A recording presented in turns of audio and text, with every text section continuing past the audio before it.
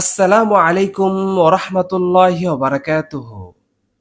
প্রিয় দর্শক শ্রোতা, আশা করি আল্লাহ পাকের অশেষ মেহেরবানিতে আপনারা সকলেই ভালো আছেন।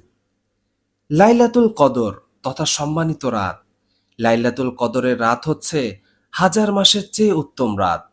পবিত্র কোরআনুল কারীম নাজিলের মাধ্যমে আল্লাহ রাব্বুল আলামিন এই রাতকে হাজার মাসের চেয়ে শ্রেষ্ঠ, উত্তম ও মহাসম্মানিত রাত হিসাবে আমাদের জন্য দান করেছেন। প্রতি বছর রমজান মাসের শেষ দশকের রাতগুলোর মধ্যে কোনো এক বিজোড় রাত হলো ভাগ্য নির্ধারণ বা লাইলাতুল কদরের রাত। যে রাতে পবিত্র কোরআন নাজিল হয়েছে সে রাতই লাইলাতুল কদর। আল্লাহ তাআলা বলেন, নিশ্চয়ই আমি কোরআন নাজিল করেছি মর্যাদাপূর্ণ কদর রজনীতে। আপনি কি জানেন মহিমাময় কদর রজনী কি? মহিমান্বিত কদর রজনী হাজার মাস অপেক্ষা উত্তম। সে রাতে ফেরেশতাগণ ও রূহ অবতরণ করেন তাদের প্রভু মহান আল্লাহ তাআলার নির্দেশ ও অনুমতি ক্রমে, সব বিষয়ে শান্তির বার্তা নিয়ে। এই শান্তির ধারা চলতে থাকে ফজর পর্যন্ত। লাইলাতুল কদরের রাত জেগে ইবাদতের অনেক ফজিলত রয়েছে। নবীজি বলেন, যে ব্যক্তি লাইলাতুল কদরে ঈমানের সাথে সওয়াবের আশায় রাত জেগে ইবাদত করবে, অতঃপর সে রাত লাভ করার তৌফিক প্রাপ্ত হবে, তার পেছনের সমস্ত গুনাহ মাফ করা হবে।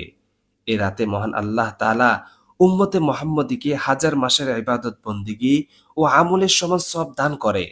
কোরআনুল কারীমের অন্য স্থানে এ রাতটিকে বরকতময় রাত বলে উল্লেখ করা হয়েছে।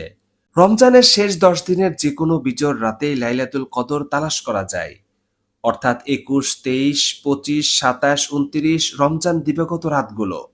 তবে অনেক আলেমদের গবেষণা ও ব্যাখ্যায় এবং বুজুর্গানে দিনের মতে 26 তারিখ দিবাগত রাত, অর্থাৎ 27 তারিখে পবিত্র শবে কদরের অন্যতম সম্ভাব্য রাত। মর্যাদার এই রাত পেলে মুমিন বান্দা আল্লাহ তাআলার কাছে কি প্রার্থনা করবেন, কি চাইবেন, এ সম্পর্কে হাদিসের একটি বর্ণনা এভাবে এসেছে। হযরত আয়েশা রাদিয়াল্লাহু তাআলা আনহা বর্ণনা করেন, আমি একবার রাসূলুল্লাহ সাল্লাল্লাহু আলাইহি সাল্লামকে জিজ্ঞেস করলাম, হে আল্লাহর রাসূল, আপনি বলে দিন, আমি লাইলাতুল কদর কোন রাতে হবে তা জানতে পারি, তাতে আমি কি দোয়া পড়ব? রাসূলুল্লাহ সাল্লাল্লাহু আলাইহি সাল্লাম বললেন, তুমি বলবে, আল্লাহুম্মা ইন্নাকা আফুউন তুহিব্বুল আফওয়া ফাফু আন্নি। হে আল্লাহ, আপনি ক্ষমাশীল, ক্ষমা করতে ভালোবাসেন, অতএব আমাকে ক্ষমা করে দিন। লাইলাতুল কদরের মর্যাদা এত বেশি যে রাসূলুল্লাহ সাল্লাল্লাহু আলাইহি সাল্লাম এই রাতটি পাওয়ার জন্য শেষ দশকে আজীবন ইতিকাফ করেছেন।